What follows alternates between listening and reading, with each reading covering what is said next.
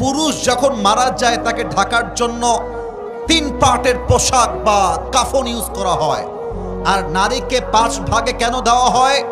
কারণ নারীর কোনো বডির পার্ট শো করানো যাবে না। আমার প্রশ্ন, জাস্ট 5টা পার্টেই কিন্তু শেষ হয় না। দেখবেন নারীর লাশের উপরে পুরোটা চাদর দিয়ে ঢেকে দেওয়া হয় যাতে করে কেউ দেখতে না পারে। আচ্ছা, গোদাগাড়ির কাছে একটা প্রশ্ন, গোদাগাড়ির যুবকদের কাছে, মুরব্বীদের কাছে একটা প্রশ্ন।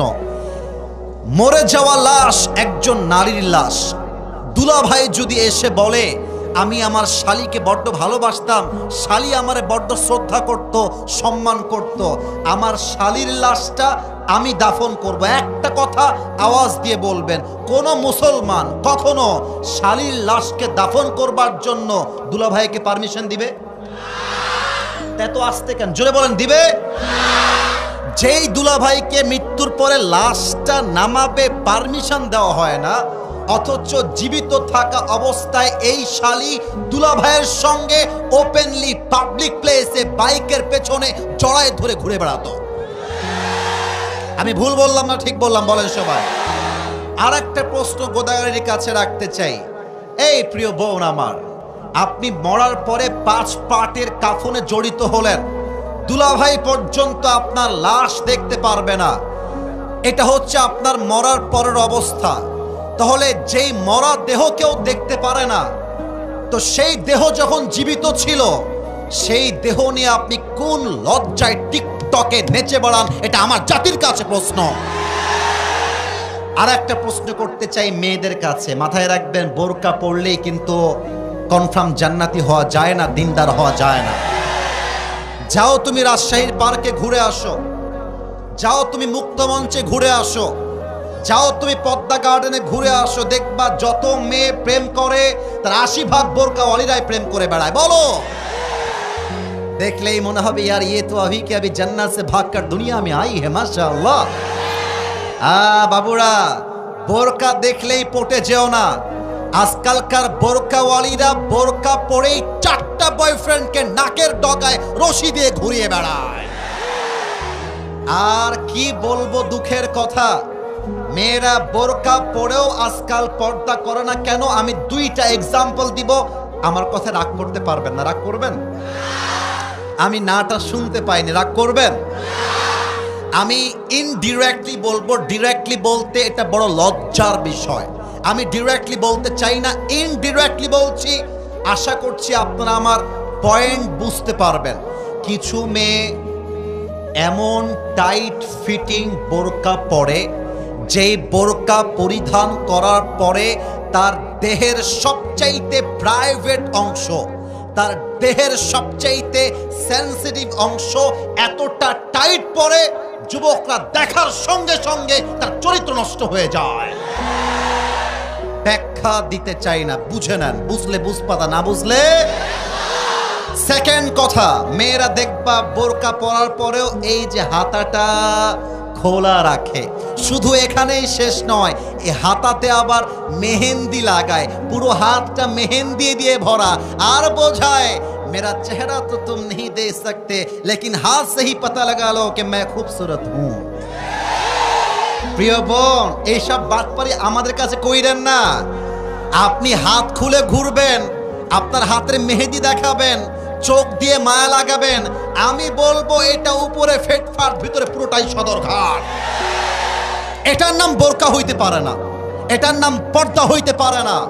আরে পর্দা হবে এমন পর্দা, নারীর হাত তো দূরের কথা, নারীর চোখটা পর্যন্ত কেউ দেখতে পারবে না। আল্লাহ মেয়েদেরকে বোঝার তৌফিক দান করুক, পড়েন সবাই আমিন। মেয়েরা বোরকাও পরে ফ্রি মিক্সিং এ ঘুরে বেড়ায়, মেয়েরা বোরকাও পরে হ্যালো ভাইয়া কেমন আছেন, ভুলেই গেছেন ভাইয়া। আর বোরকা পরে এমন মিষ্টি ভাষায় কথা বলে, এই তো পয়েন্টে চলে আসছি, আমরা তো একটু কিছু বললেই ইফতিজিং হয়ে যায়, একটু কিছু বললেই মামলা হয়ে যায়। তোমরা যে ঘুরে বেড়াও, তোমাদের দোষ হয় না কেন? আপনি রাস্তায় রাখছেন মাছের প্লেট, আর মাছের প্লেটের উপরে কোনো প্লেট নাই, মাছ খুলে রাখা। বিড়ালকে বলবেন এই বিড়াল খবরদার সোনামণি, বিড়াল বলবে তুই যতই ওয়াশ কর কাজ হবে না, আমি মাছ খেয়েই ছাড়বো। প্রিয় বোন, আমাদেরকে ইফতিজিং মামলা দেওয়ার আগে আপনাকে আপনার বোরকা ঠিক করতে হবে, আপনাকে আপনার পোশাক ঠিক করতে হবে, চরিত্র ঠিক করতে হবে। আমরা কিছু বললেই দোষ হয়ে যায়। আর কি বলবো, বোরকাওয়ালি মেয়েদের রুচিও খারাপ। আজকালকার দিনদার পছন্দ হয় না, গাঞ্জাখোর মেয়েদের বেশি পছন্দ হয়। আল্লাহ মেয়েদেরকে হেদায়েত দান করুক, পড়েন সবাই আমিন। আমি কি কথা একটাও মিথ্যা বলেছি? আমি যা বললাম মিথ্যা না, সত্য।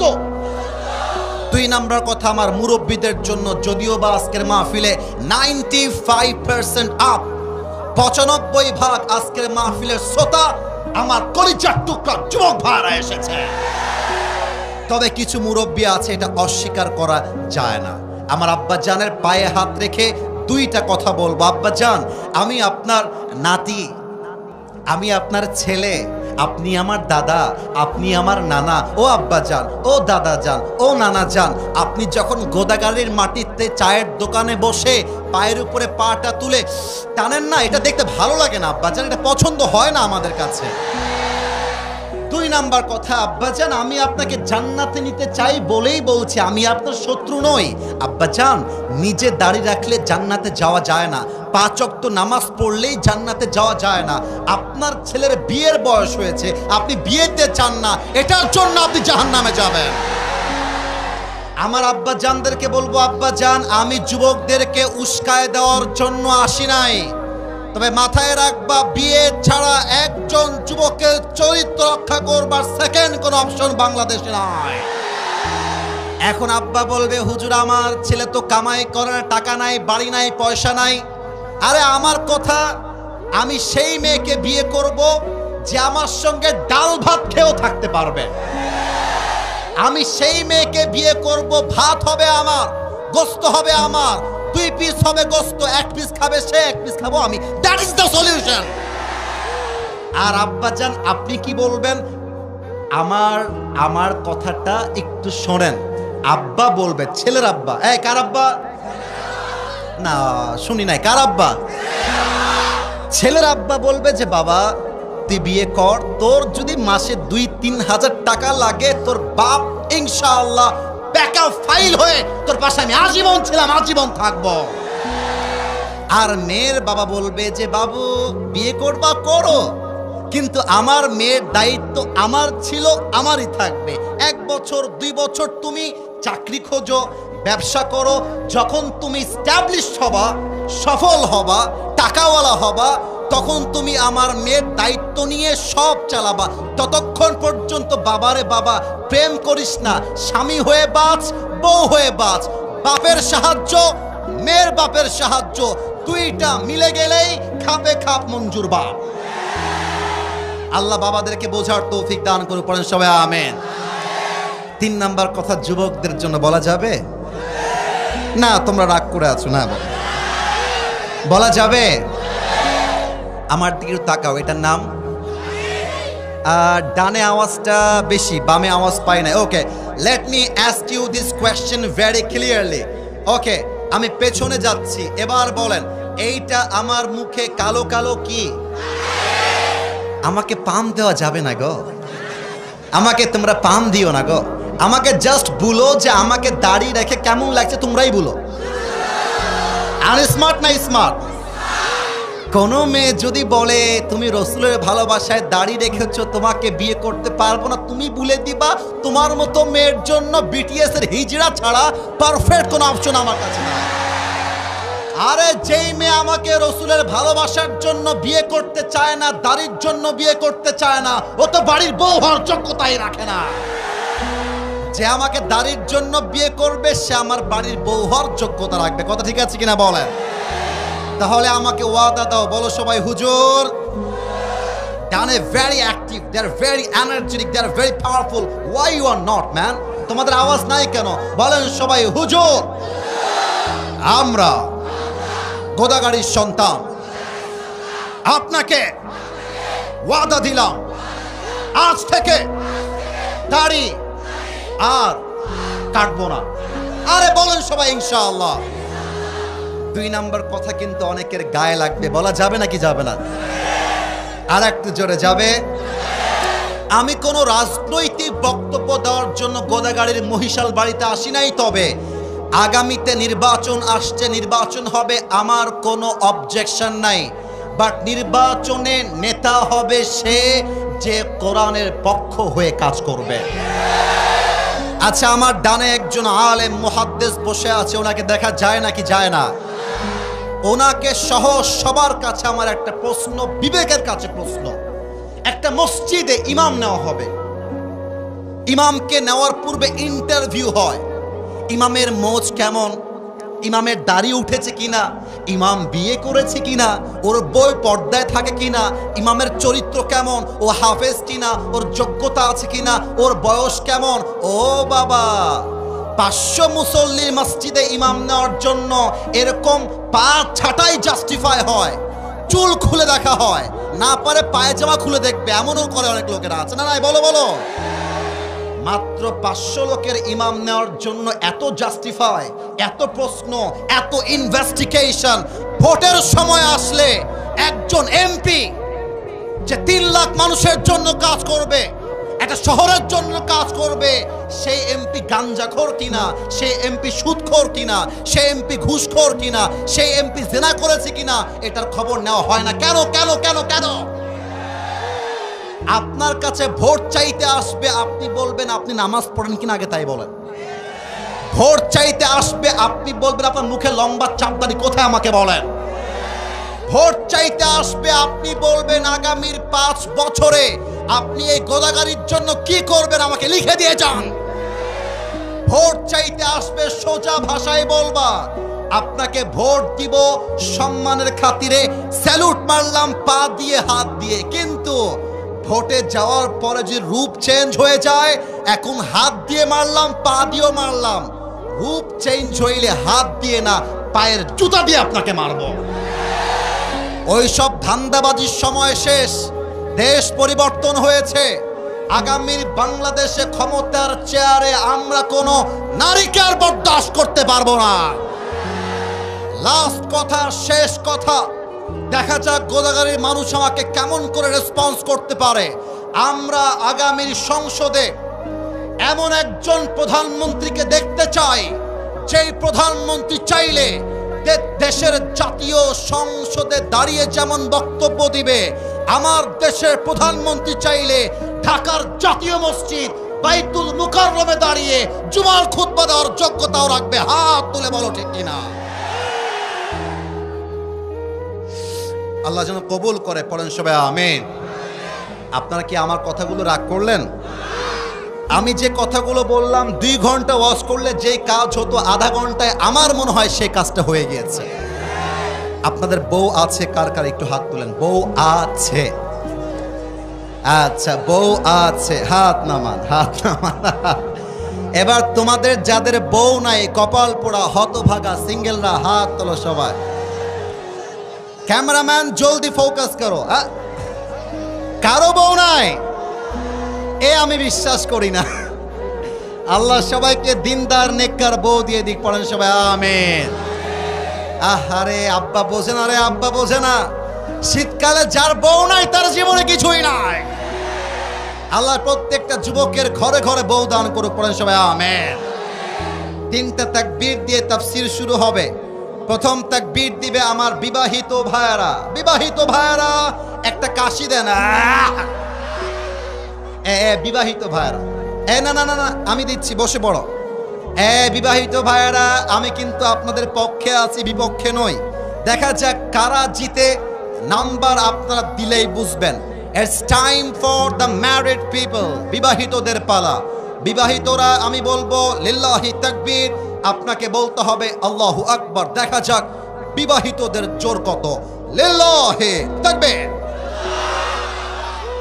ওরে বাবা রে বাবা,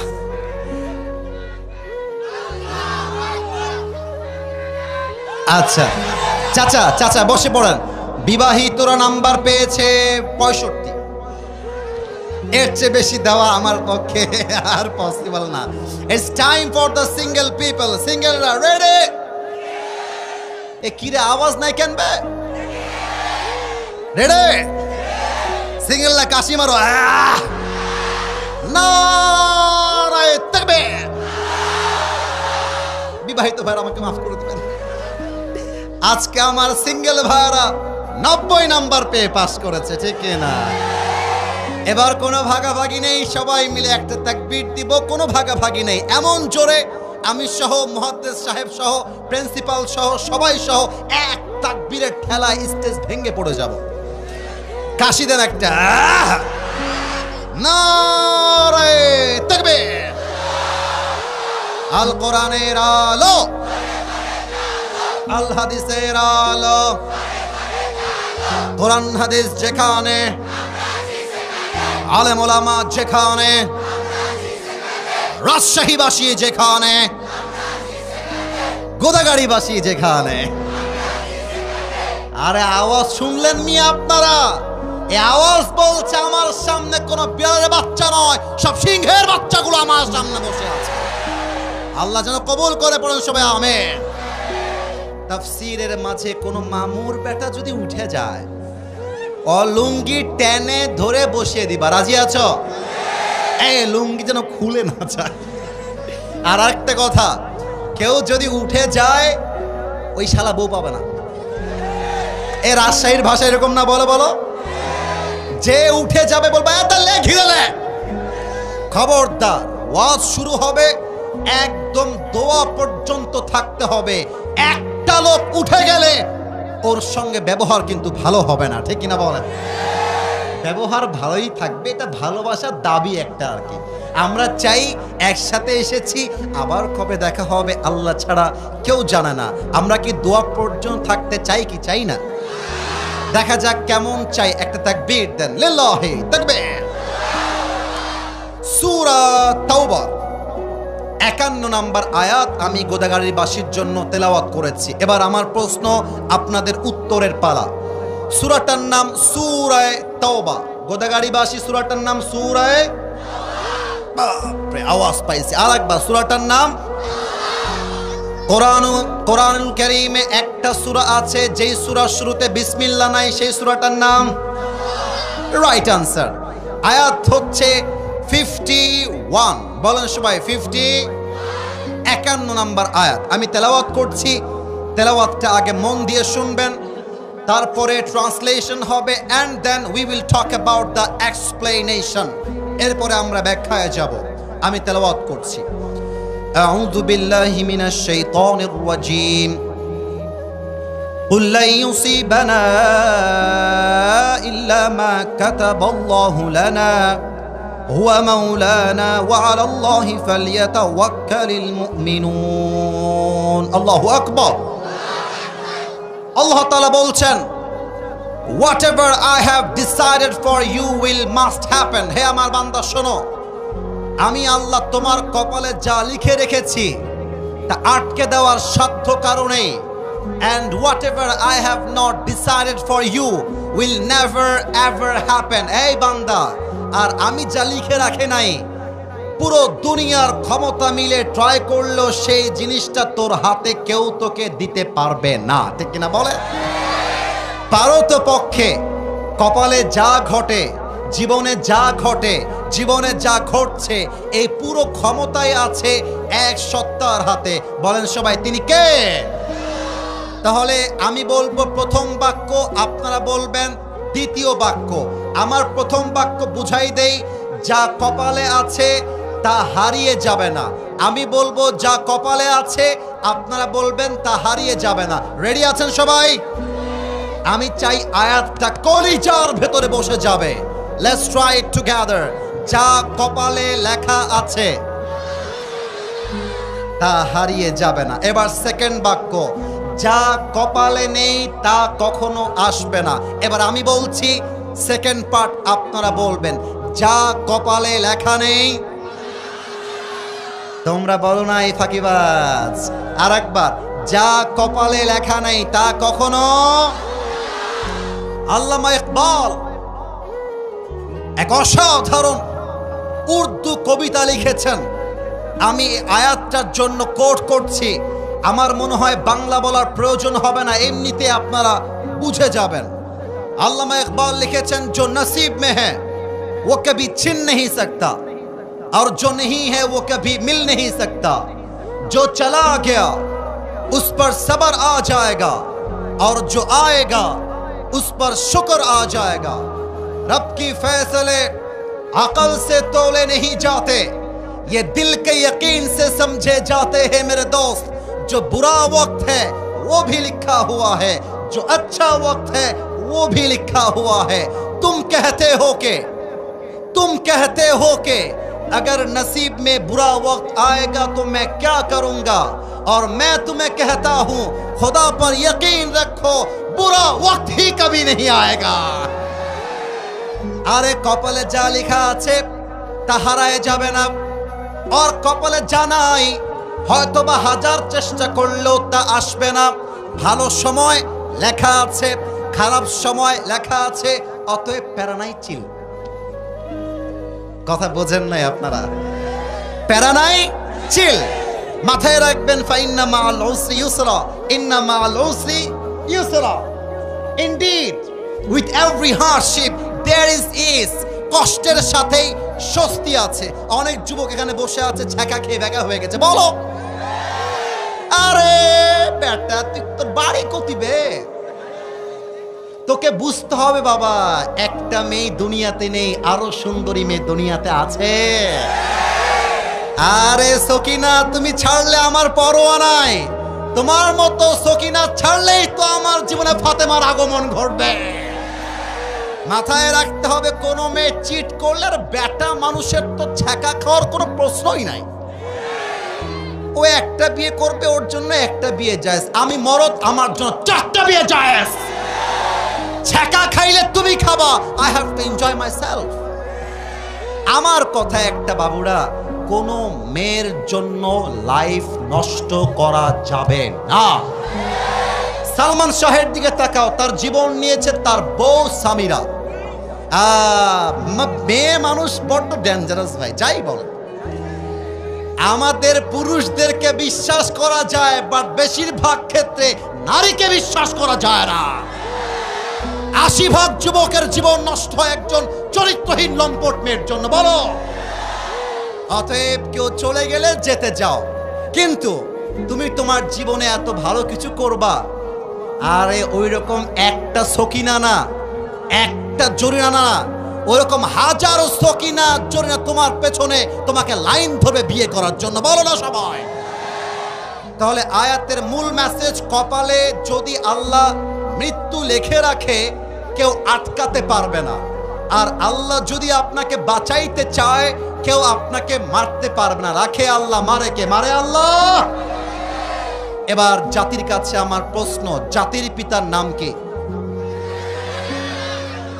তোমাদের মনে হয় এখনো মনের ভিতরে সন্দেহ বসবাস করছে জাতির পিতার নাম বঙ্গবন্ধু নয় জাতির পিতার নাম ইব্রাহিম আলাইহিস সালাম বলো কোন বাপের কথা বলে জাতির উপরে চাপাই দিলে জাতির পিতা হওয়া যায় না জাতির পিতা হতে হলে বুকের তাজা রক্ত দিয়ে ঈমানের পরীক্ষায় পাশ করতে হয় ঠিক কিনা বলে অতএব মুসলমানদের জাতির পিতার নাম বঙ্গবন্ধু না ইব্রাহিম আলাইহিস সালাম আচ্ছা দেখেন তো নমরুদ এই কথা কে বলে কলিজা কলিজা কথা না বলি একটু চুপ থাকি যা করা যায় ইশারায় দেখেন সবগুলো মানুষ চাতক পাখির মতো বসে আছে এটা গোদাগাড়ির মাটি এটা ইসলামের ঘাঁটি ঠিক কিনা বলেন ইব্রাহিমকে নমরুদ বলছে ইব্রাহিম আবার কথা বলে না এতগুলো লোক চুপচাপ why you are talking man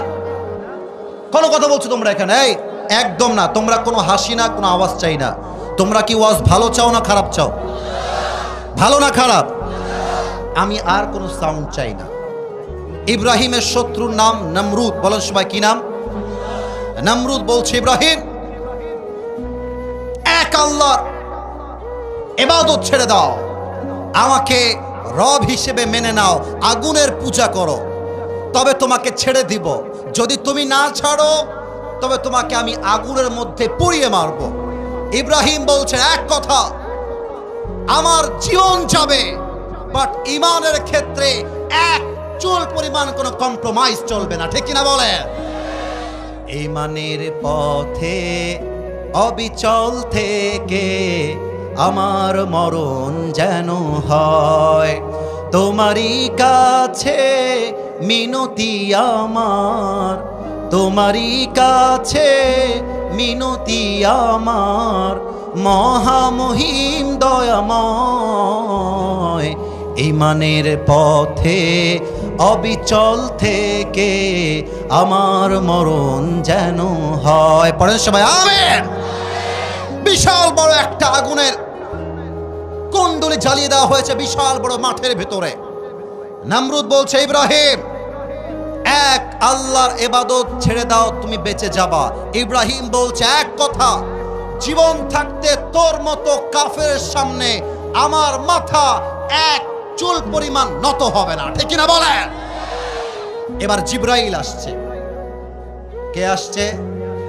আসতে কেন বলেন সবাই, কে আসছে? জিবরাইল কানে কানে বলছে। যুবকরা কি অ্যাক্টিভ আছে কিনা দেখা যাক। কিসে কিসে বলছে? আর একবার কিসে কিসে বলছে? বলছে, ইব্রাহিম আমার কথা শোনো, তুমি আমার কাছে সাহায্য চাও, আমি তোমার জন্য এমন সাহায্য করব তোমাকে নমরুদ আগুনে ফেলতেই পারবে না। কিন্তু ইব্রাহিম বলছে এক মারাত্মক কথা। ইব্রাহিম বলছে, হে ফেরেশতা, হে জিবরাইল, আমি তো এমন কোন রবের ইবাদত করি না যেই রব তার বান্দার দুঃখ কষ্ট নিজের চোখে দেখে না। আরে আমার আল্লাহই আমার জন্য এনাফ, কাউকে আমার দরকার নাই, ঠিক কিনা বলে? নমরুদ বলছে, ইব্রাহিমকে ফেলিয়ে দাও আগুনে। যখন আমার দুই হাত দেখেন তো সবাই, প্রিয় ভাইরা, দেখা যায়? হাত তুলতে হবে না, দেখা যায় কিনা বলেন? না, আওয়াজটা আগের চাইতে একটু কমে গেছে। দুই হাত দেখা যায়? নমরুদ বলছে, এই কাফেররা, ওকে ধরে আগুনে ফেলিয়ে দাও, ফেলিয়ে দাও। যখন ফেলানো হবে সঙ্গে সঙ্গে আল্লাহ তাআলা বলছেন, হে আগুন, কুলনা ইয়া নারু কুনি বারদাও ওয়া সালামান আলা ইব্রাহিম। আল্লাহ বলছে, আগুন, আমার ইব্রাহিমের জন্য তুমি এই মুহূর্তে শান্তিদায়ক ঠান্ডা হয়ে যাও। ইব্রাহিম যখন আগুনে পুড়লেন, দেহের প্রত্যেকটা চামড়া জ্বলে পুড়ে ছারখার হয়ে যাওয়ার কথা, কিন্তু আগুনটা ইব্রাহিমের জন্য এত ঠান্ডা হয়ে গেল, দেহের চামড়া পূর্বে তো দূরের কথা, ইব্রাহিমের জামাটা পর্যন্ত স্পর্শ করতে পারে নাই। সুবহানাল্লাহ। কুল্লা ইউসিবানা ইল্লা মা কাতাবাল্লাহু লানা। হে ইব্রাহিম, আমি আল্লাহ তোমাকে বাঁচাবো, পুরো দুনিয়ার কাফেররা মিলে তোমার একটা চুল বাঁকা করতে পারবে না, ঠিক কিনা বলে? আল্লামা দেলোয়ার হোসেন সাঈদী নাম শুনছেন? না, আওয়াজটা এত কম হলে তো হয় না। আল্লামা সাঈদী নাম শুনেছেন? উনি জাস্ট মুরব্বীদের কলিজার টুকরা নয়, উনি হাজার লক্ষ যুবকের কলিজার মধ্যে বসবাস করে, ঠিক কিনা বলে? আল্লামা সাঈদীকে বলা হয়েছিল তিনি নাকি রাজাকার। আমি কি ভুল বললাম না ঠিক বললাম বলেন? উনাকে বলা হয়েছিল রাজাকার।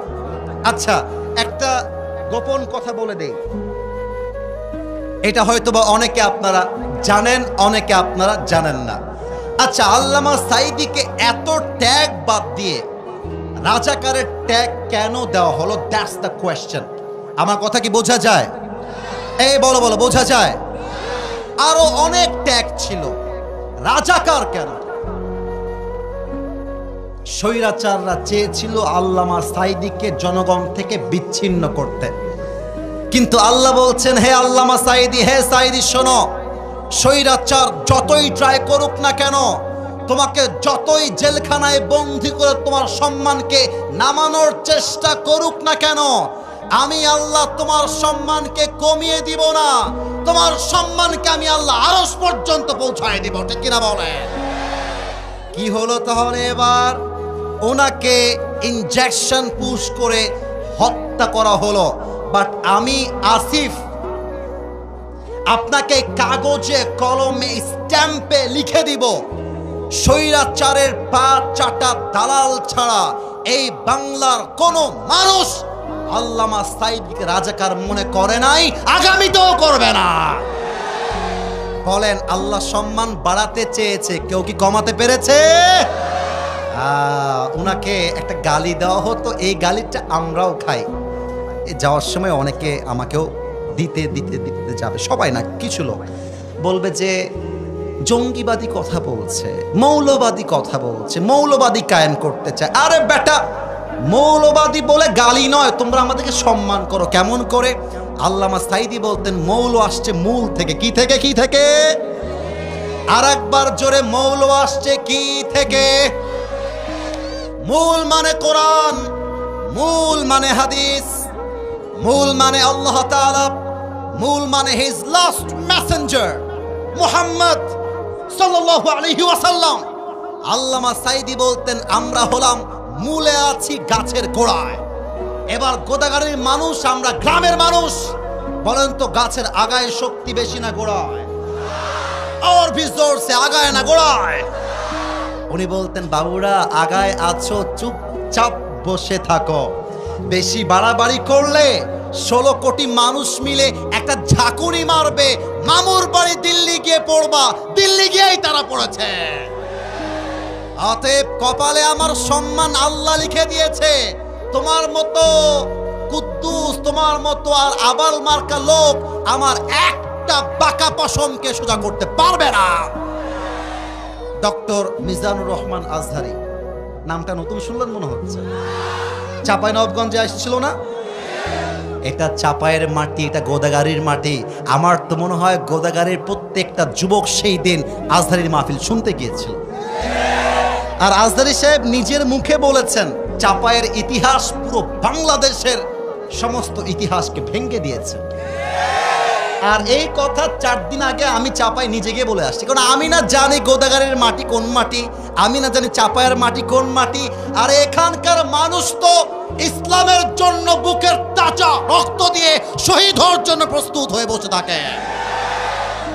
আজহারীকে 2020 সালে রাজাকার বলে গো ব্যাক টু মালয়েশিয়া, যাও মালয়েশিয়ায় গিয়ে যা করা করো, বাংলাদেশে ঠাঁই হবে না।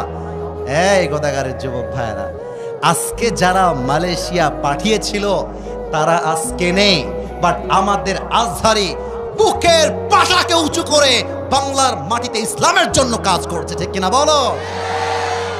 এটাই কপালের খেলা, এটাই কপাল। আল্লাহ যা লিখে রেখেছে তা হারিয়ে যাবে না, আর আল্লাহ যা লিখে রাখে নাই হাজার চেষ্টা করলেও কেউ তোমাকে তা দিতে পারবে না। এটার নামই ভাগ্য, ঠিক কিনা বলে? এবার একটা প্রশ্ন করব, অনেকে আটকায় যেতে পারে, তাই একটু 3 সেকেন্ডের গ্যাপ নেন। 1 2 3। মাথা কি ঠিক আছে সবার? ব্রেন কি অ্যাক্টিভ আছে? আছে আছে। আচ্ছা, এই মোবাইলওয়ালারা মোবাইলটা একটু অফ করে দিয়ে প্রশ্নটা শোনো, প্রশ্নটা শোনো। বলেন তো মুসলমানদের ইতিহাসে, মাশাআল্লাহ কত সুন্দর অ্যাক্টিভ, মুসলমানদের ইতিহাসে প্রথম যুদ্ধ কি ছিল? নামটা বলেন তো সবাই। জোরে, কিসের যুদ্ধ? বদরের যুদ্ধ। আমি আবারও বলছি বদরের যুদ্ধ। বলেন সবাই কিসের যুদ্ধ?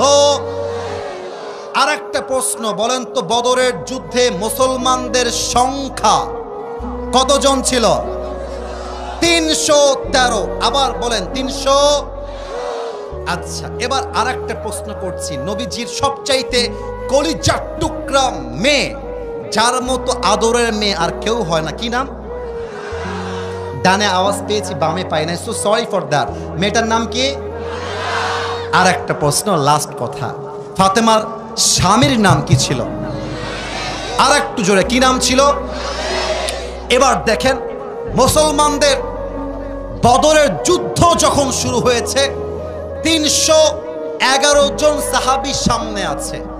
এখন কিন্তু 313 হয় নাই, 300 কত? এই মরে গেল কেন? 300। মোট সংখ্যা 311 না মোট 313? 313। দেখেন আল্লাহ রাসূল ভাষণ দিচ্ছেন সাহাবীদের জন্য, হে সাহাবীরা যুদ্ধের জন্য প্রস্তুত হয়ে যাও। তোমার সন্তান ইয়াতীম হতে পারে, তোমার মা সন্তান হারা হতে পারে, তোমার বউ বিধবা হতে পারে, বাট আল্লাহর জমিনে আল্লাহর দ্বীনকে কায়েম করবার জন্য একবার শহীদ হয়ে গেলে সবার সাথে তোমাদের জান্নাতে দেখা হবে। সুবহানাল্লাহ পড়বেন না আপনারা? কিন্তু ছোট্ট একটা এক্সাম্পল দিচ্ছি। আমার ভাইজান, তোমার নাম কি? এই যে লাল যেটা পড়ে আছো, তোমার নাম কি? সাজিদা, পেছনে তোমার নাম কি? মোহাম্মদ নাইম। মোহাম্মদ নাইমের বয়স মোটামুটি 18 থেকে 20 হবে। ওকে বললাম, এই নাইম তুমি এই মাইকটা নিয়ে কথা বলো। কথার কথা এক্সাম্পল দিচ্ছি। যতই বলুক আমার ভাইয়েরা, গোদাগাড়ির ভাইয়েরা, আর পেছনে প্যান্ট গরম হয়ে যাবে। এটা হাসির জন্য বলি নাই, স্বাভাবিক। কেন? এর কারণ সে এর আগে এত লোকের সামনে কথা আগে বলে নাই। It's very simple. তো আমাদের প্রিয় নবী মুহাম্মদুর রাসূলুল্লাহ সাল্লাল্লাহু আলাইহি ওয়াসাল্লাম প্রথম যুদ্ধ, সাহাবীরা এর আগে এমন যুদ্ধ করে নাই, কিন্তু কাফেরদের সংখ্যা হাজারের কাতারে আর মুসলমানদের সংখ্যা শতর কাতারে। নবীজি ভাবছেন, কিরে বাবা, সাহাবীরা যুদ্ধের জন্য ভয় পাবে কিনা, আদৌ কি যুদ্ধ করবে কিনা, আদৌ কি তারা বিজয়ী হতে পারবে কিনা। এই দ্য মিন টাইম এক সাহাবী লাফ দিয়ে দাঁড়িয়ে গিয়েছে। আমার উস্তাদ, আমার আলেম, আমার মুহাদ্দিস সাহেব ডান দিকে বসে আছেন। একটা বাক্য হাদিসের বাহিরে বলছি না, নাম হচ্ছে মিকদাদ। দাঁড়িয়ে বলছে, ইয়া রাসূলুল্লাহ ইমদি বিনা হাইতুমা তাশা, আই হাইতুমা আমারাকাল্লাহ। হে রাসূল, যুদ্ধের জন্য আপনি আমাদেরকে যুদ্ধের ময়দানে নিয়ে চলেন। আমার চোখ দেখেন গোদাগাড়ির ভাড়া, লুক অ্যাট মাই টু আইজ। দুই চোখ কেউ যেন বাদ না যায়। ওই সাহাবী দুই আঙ্গুলকে উঁচু করে দুই চোখের এইখানে দিয়ে বলছে, যতক্ষণ পর্যন্ত এই দুই চোখের পাতা বন্ধ হবে খুলবে, খুলবে বন্ধ হবে। অর্থাৎ আমার দেহে এক ফোঁটা রক্ত থাকা অবস্থায় কাফেরদের বিরুদ্ধে লড়াই চলছে, চলতেই থাকবে। আল্লাহু আকবার। নবীজির কলিজা বড় হয়ে গেছে। আরে বেটা, তোর সাহস তো কম না রে, তুই তো আমার সাহস বাড়িয়ে দিয়েছিস। আচ্ছা, একটু আমার হাতের দিকে তাকান তো। এটার নাম কিসের বক্স? সাউন্ড পাচ্ছি কিন্তু আগের চেয়ে অনেক ভালো। কিসের বক্স? আচ্ছা, এটা আমি কি বের করলাম? এক সাহাবী একটা ছোট্ট প্লেটে করে, একটু অভিনয় করছি হাদিসটাকে বোঝাবার জন্য, একটা প্লেটে করে খেজুর নিয়েছে, খাচ্ছে আর রসুলের কথা শুনছে। কথা কি বোঝা যায় নাকি যায় না? তো রসুল ওই সময় বলছে, এই সাহাবীরা, যেহেতু তোমাদের বুকের কলিজা অনেক বড়, কুমু বিনা ইলাল জান্নাহ ওয়া জান্নাতিন আরদুহা সামাওয়াতু ওয়াল আরদ, আমার সঙ্গে চলো এমন এক জান্নাতের দিকে যেই জান্নাত আকাশ আর জমিনের চাইতে 10 গুণ বড়। সুবহানাল্লাহ।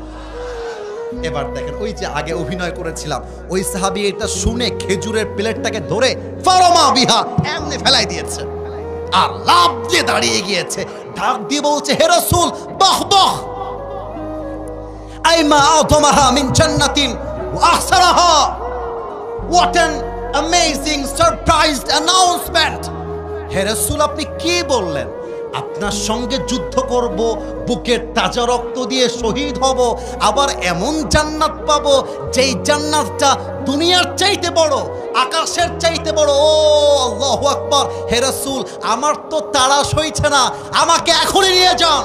আমি বুকের তাজা রক্ত দিয়ে শহীদ হয়ে এখনই আল্লাহর জান্নাতের বাসিন্দা হতে চাই। সুবহানাল্লাহ। আচ্ছা বাবু, তুমি দাঁড়াও। লাল পাঞ্জাবি কলিজা, তুমি দাঁড়াও। তুমিও দাঁড়াও, ভয় নাই, ভয় নাই, দাঁড়াও। কে যায় রে? তোর বাড়ি কতিবে? বসো না গো, গে মা গে, কে বে? বসো বসো। একটা যুবক উঠবে, ওকে আমরা প্রতিবাদ করে আবার বসাই দিব, ঠিক কিনা বলেন? কথায় আছে, শেষ ভালো যার। কথা কোন? শেষ ভালো যার। তোমার নাম কি? হৃদয়। এই দুইজন কিশোরকে দেখা যায়? আরে কথা কহেছেন না কেন গো? দেখা যায়। আচ্ছা, আপনারা আমার কথায় মাইন্ড করবেন না, আমি একটা মন্তব্য করব ওদেরকে নিয়ে এই মুহূর্তে। ওদের বয়স আমার আইডিয়াতে 8, 9, 10। ভুল বললাম না ঠিক বললাম? বসো বসো। এরকম দুইজন কিশোর, ছোট্ট বয়স, দূর থেকে দৌড়ে দৌড়ে দৌড়ে দৌড়ে আসছে নবীর কাছে। এসে বলছে ভাব, অ্যাটিটিউড কাকে বলে? অ্যাটিটিউড বয়। এভাবে তাকান আমার দিকে ভাই, আমার হাত দেখা যায়? ভাব, বুকের পাটা উঁচা, বলছে হে রাসূল, আমরা শুনেছি যুদ্ধের জন্য মুজাহিদের প্রয়োজন, বাট সংখ্যায় আপনারা কম আছেন, তো এই যুদ্ধের জন্য আমরা দুইজন মুজাহিদ হয়ে এসেছি। সুবহানাল্লাহ, নাই তো আপনাদের মধ্যে? আরে বয়স 8, 9, 10। হুজুর আমার সাক্ষী, মাজ আর মুআজ, আফরার 2 কিশোর, আমরা যুদ্ধে যাব। তো নবী বলছে বাবু, তোমারা তো তরবারি যে তুলবা, লা কুওয়াতা লাকুমা ওয়ালা তাস্তাতিআনি হামলা সাইফ, তোমরা তরবারি তুলে মারবা শত্রুকে, এই শক্তিও তো নাই। বাবু তোমরা নতুন নতুন, যাও যাও, আরে যাও বাসায় যাও, তোমাদের মারামারি করতে হবে না, তোমরা বাসায় যাও। এবার দুইজন বলছে হে রাসূল, বয়স কম দেখে চান্স দিচ্ছেন না তাই না? মুরনা ফাকাত সাতারা মাযা সাফাল, একবার চান্স দেন, একটা কোপ মারবো, কাফেরদের কল্লা 40 হাত দূরে গিয়ে পড়বে। আল্লাহু আকবার। ছোট মরিচের আরে কথা কইছে না কেন বে? ছোট মরিচের একবার চান্স দেন। নবীজি বলছে বাবুরা, তোমরা যে বলেছো তাতেই খুশি, যাও যাও যাও, বাসায় যাও।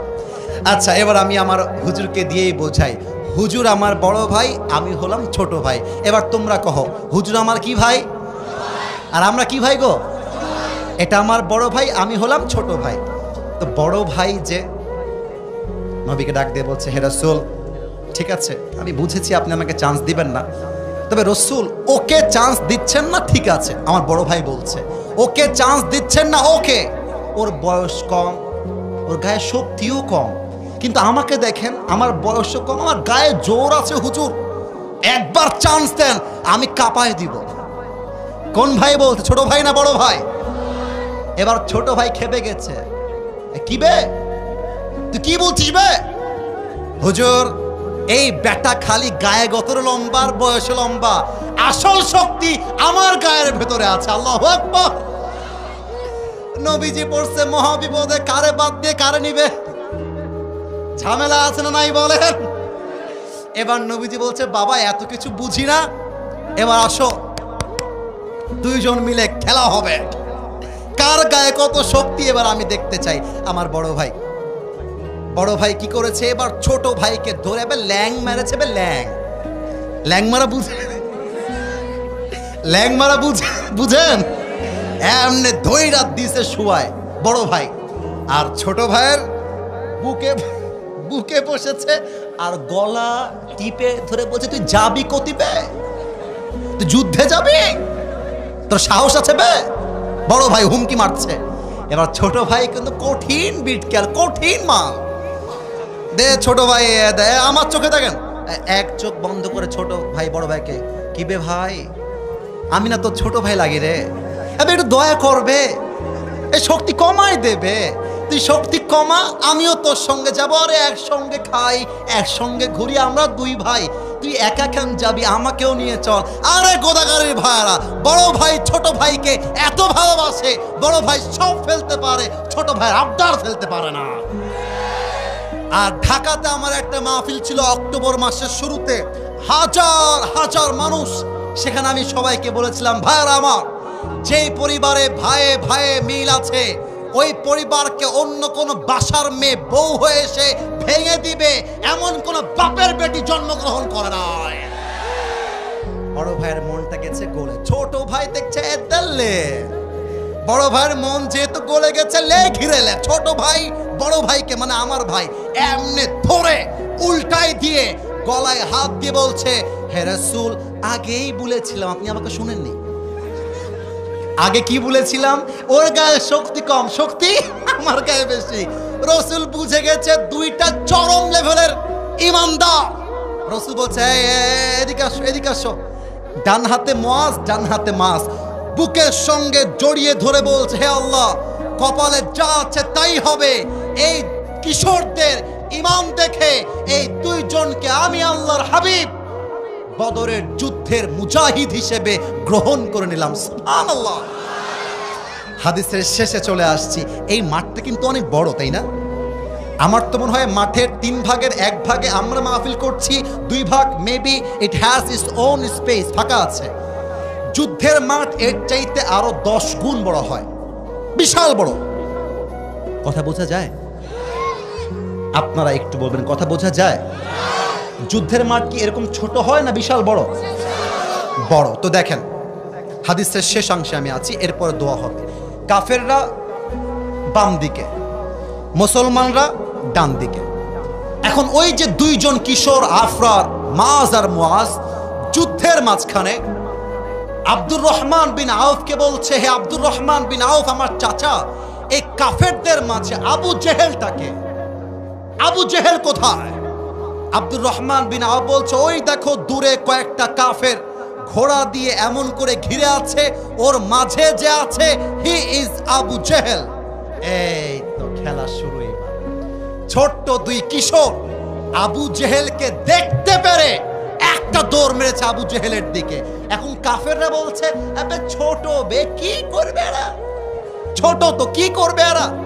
আর এই 2 ছোট কিশোর এক দৌড় দিয়ে গিয়ে এক লাথি মারছে আবু জেহেলের ঘোড়ার উপরে, আর এক লাথিতে আবু বকর জমিনে শুয়ে পড়েছে। আর আব্দুর রহমান বিন আউফ সুযোগ বুঝে পেছন থেকে এসে নারায়ে তাকবীর, আল্লাহু আকবার বলে একটা কোপ মারছে। আবু জেহেলের কল্লা 10 হাত দূরে গিয়ে পড়ছে। আল্লাহ বলছে, বান্দা, কাফেরদের সংখ্যা যতই হোক, আমি আল্লাহ তোদের কপালে বিজয় রেখেছি, ছিনিয়ে নিবে এমন কোন কাফেরের বাচ্চা সাহস পয়দা হয় না। ঠিক কিনা বলে? 5 আগস্টের দিনে আমাদের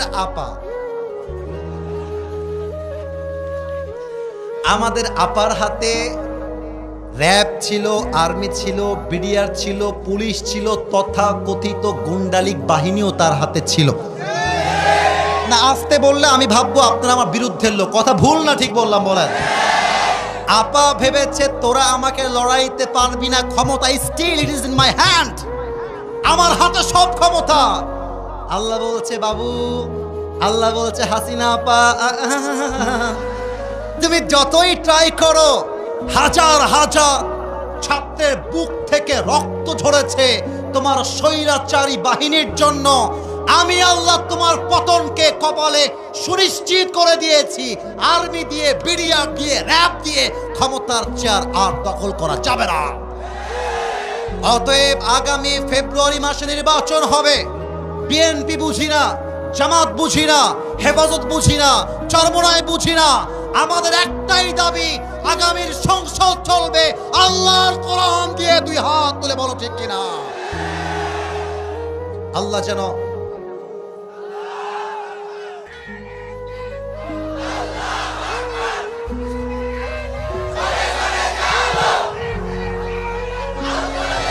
আমার সঙ্গে তাকবীর দেন, নারায়ে তাকবীর।